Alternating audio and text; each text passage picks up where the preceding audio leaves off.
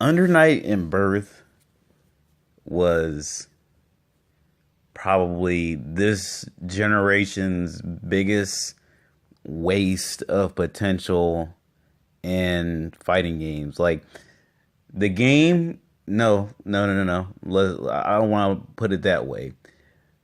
Under Night in Birth was probably one of the best fighting games I had played on a 2D platform in like a long time in the fighting games. Um, the game is hype. Like watching it reminds me of King of Fighters 13.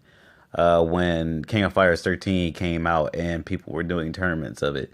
Now, Under Night and Birth had some cool moves. It had a nice system implemented into it, which I've never played Melty Blood, by the way.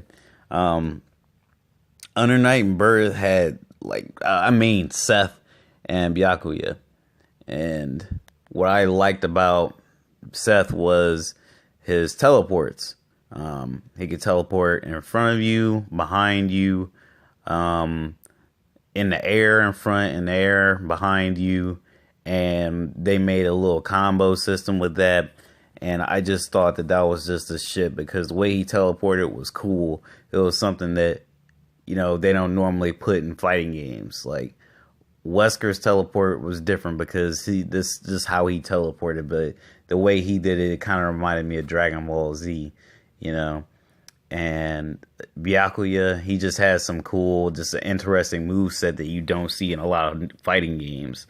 A lot of cool animations too. Even though I will say some of their supers are kind of lackluster, or whatever their fucking what's it called?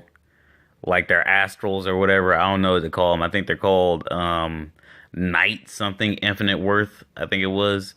The game was great.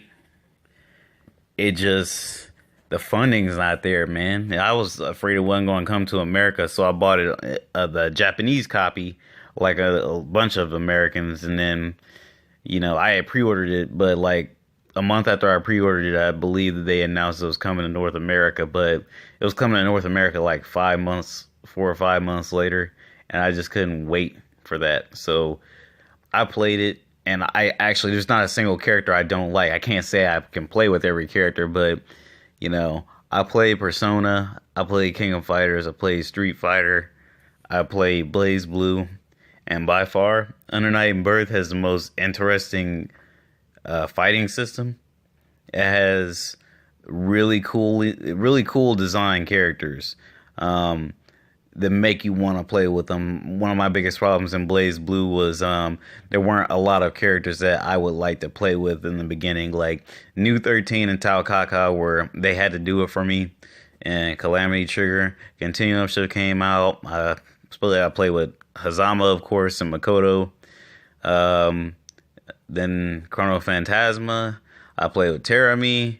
I dabbled with a bit of Hakumen because I wanted to learn him. And who else? A little bit of Azrael. And I think that about did it for me for Chrono Phantasma. And, Persona, it was Yosuke and Elizabeth and Naoto on the first one. Then I dropped Elizabeth and I did more Akihiko. I did my Akihiko in the first one. The second one, I did a bit more. Also, I play with Adachi, but it's just Under Night in Birth. I want to play with all those characters, but the depth in those characters and like the combo system is it's so interesting, and it takes a lot of time to get into. It sort of reminds me of Tekken, but it just kind of breaks my heart how much this game is not well received in the US. Like when I look at how good that game is, and then I look at a game like Mortal Kombat X, which, don't get me wrong, is still a good game, but I just feel isn't as great, compared to like this game, which didn't do that many patches, and Mortal Kombat is at the point where it's like it needs to be patched because NetherRealm Studios is lazy and they fuck up their testing. It's just bewilders me.